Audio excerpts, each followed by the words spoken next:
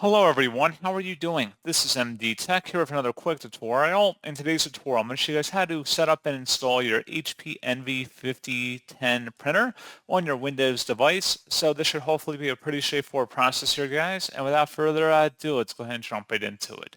So all you have to do is open up a web browser, and into Google search, you want to go ahead and search for HP Envy 5010 support drivers.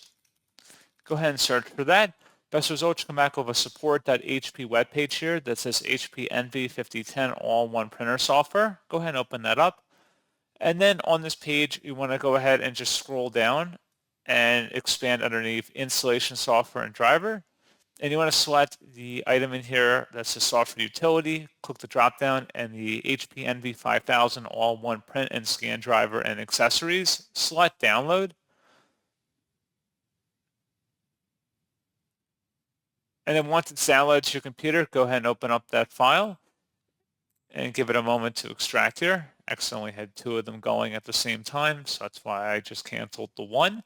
And it should be signed by a verified publisher, HP Inc. Select yes, and then proceed with the installation depending on your install preferences, whether you wanted a wired or wireless connection, and then just follow through with the screen instructions you see. And that's all you have to do.